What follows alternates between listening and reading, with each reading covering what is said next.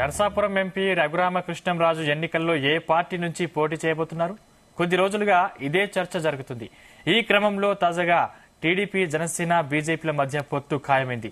దీంతో రఘురామ ఏ పార్టీ నుంచి పోటీ చేస్తారన్న చర్చ మరోసారి తెరపైకి రాగా ఆయన ఏ పార్టీ నుంచి పోటీ చేస్తారనే అంశంపై దాదాపుగా క్లారిటీ వచ్చింది. నర్సాపురం నుంచి బీజేపీ అభ్యర్థిగా రఘురామకృష్ణంరాజు పోటీ చేస్తున్నట్లు ఆ పార్టీ నేతలు తెలిపారు. ఇదే అంశానికి సంబంధించిన మరిన్ని పూర్తి డీటెయిల్స్ మా ప్రతినిధి ప్రసాద్ అందిస్తారు. ప్రసాద్. సందీప్, వైసీపీ రెబల్ ఎంపీగా కొనసాగుతూ వస్తున్న గత 4 ఏళ్ల నుంచి రఘురామకృష్ణరాజు ట్రిబులర్ నర్సాపురం నుంచి బీజేపీ తరఫున పోటీ చేసేందుకు లైన్ క్లియర్ అయింది. ఇది చూస్తే కనుక నిన్న బీజేపీ ఏదైతే చంద్రబాబు, పవన్ కళ్యాణ్, అదేవిధంగా ఏదైతే ఢిల్లీ నుంచి వచ్చిన బీజేపీ ప్రతినిధులతో, గజేంద్ర సింగ్ షెకావత్ తదితరులతో జరిగిన చర్చల్లో బీజేపీ పోటీ చేయబోయే స్థానాల సంఖ్య కూడా ఖరారైంది. ఇందులో బీజేపీ పోటీ చేయబోయే 6 స్థానాలకు సంబంధించి చూస్తే కనుక ఇందులో ఒకటి ప్రస్తుతం నర్సాపురం కూడా ఉంది. అది ఇందులో చూస్తే నర్సాపురం నుంచి రఘురామకృష్ణరాజు బీజేపీ తరఫున పోటీ చేసేందుకు కూడా బీజేపీ అధిష్టానం కూడా అంగీకరించినట్టుగా తెలుస్తుంది. దీంతో ఇప్పుడు రఘురామకృష్ణరాజు అంటే ఇటీవల వైసీపీ నుంచి కూడా సస్పెన్షన్ కూడా గురయ్యారు. దీంతో బీజేపీ కండువా కప్పుకోవడమే లాంఛనంగా చెప్పుకోవచ్చు.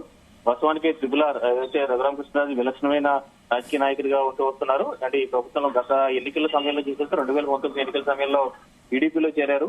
అయితే టీడీపీలో చేరిన కొద్ది రోజులకే మళ్ళీ తిరిగి వైసీపీలో చేరడం జరిగింది. వైసీపీలో చేరిన అనంతరం ఏదైతే ఎంపీగా పోటీ చేసి నర్సాపురం నుంచి గెలుపొందారు. అయితే ఏడాది నుంచి పార్టీ అధిష్టానంతో విభేదిస్తూ కింద సీఎం జగన్ వైఖరిపై విమర్శలు చేస్తూ వస్తున్నారు. ఈ క్రమంలోనే ఏదైతే ఈ రాజద్రోహం చట్టం తదితర కేసుల్లో ఇరుకోవడం, రఘురామకృష్ణరాజు ని సిఐడి రిమాండ్ చేయడం, ఈ పరిణామాలు తీవ్ర సంచలనం రేపాయి. అప్పటి నుంచి చూస్తే కనుక రఘురామకృష్ణరాజు ప్రతిరోజు కూడా దాదాపు విమర్శలు చేస్తున్న వస్తున్న పరిస్థితి అయితే ఉంది. ఈ క్రమంలో ఈ ఏడాది నుంచి కూడా రఘురామకృష్ణరాజు నర్సాపురం ఎంపీగా పోటీ చేయడం ఖాయం. అయితే ఏ పార్టీ నుంచి పోటీ చేస్తారనేది కూడా ఏదైతే 3 ఆప్షన్స్ గా ఉన్నాయి. అయితే ప్రస్తుతం నర్సాపురం ఎంపీ నుంచి బీజేపీ పోటీ చేయాలని నిర్ణయించుకోవడంతో రఘురామకృష్ణరాజు బీజేపీలోకి వెళ్లడం ఖాయమైంది. ఇప్పుడు చూస్తే కనుక ఇప్పటికే చేస్తే కనుక రఘురామకృష్ణరాజు టార్గెట్ గా వైసీపీ అధిష్టానం ఏదైతే ఒక బీసీ ప్రయోగాన్ని కూడా చేస్తుంది. నర్సాపురం నియోజకవర్గంలో చెట్టిపల్లి సామాజిక వర్గానికి చెందిన గూడూరి ఉమాబాలను ఏదైతే అభ్యర్థిగా ప్రకటించడం జరిగింది. దీంతో ప్రస్తుతం నర్సాపురం నియోజకవర్గంలో సమీకరణలన్నీ కూడా ఆసక్తికరంగా మారాయి. వాస్తవానికి చూస్తే కనుక నర్సాపురం నియోజకవర్గంలో ముందు నుంచి కూడా క్షత్రియ సామాజిక వర్గానికి చెందిన వారు ఏదైతే కనుమూరు బాపిరాజు నుంచి ఏదైతే చూస్తే కనుక క్షత్రియ సామాజిక వర్గానికి చెందిన వారు ఎంపీగా పోటీ చేయడం అనుమతిగా వస్తుంది. అయితే 1996లో మాత్రం పట్టుమేల సుబ్బారాయుడు ఎంపీగా గెలుపొందడం జరిగింది. తర్వాత చూస్తే కనుక ఏదైతే వైసీపీ ఇప్పుడు తొలిసారిగా బీసీ అభ్యర్థిని నర్సాపురం నుంచి బరిలోకి చెప్పడం జరిగింది.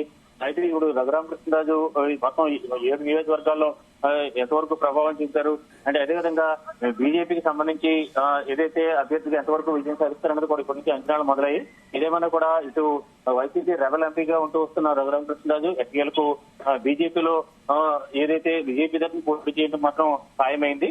దీనికి సంబంధించి చూస్తే కనుక ఇక్కడ నుంచి ఇప్పుడు ప్రస్తుతం ఆయన గతంలో చూస్తే కనుక ప్రధాని మోదీతోనే సన్నిహితంగా మెలిగిన సందర్భాలు కూడా ఉన్నాయి. ఈ నేపథ్యంలో రఘురామకృష్ణరాజు తన అనుకున్న సాధించారని చెప్పుకోవచ్చు. బీజేపీ తరఫున టికెట్ తెచ్చుకోగలిగారు.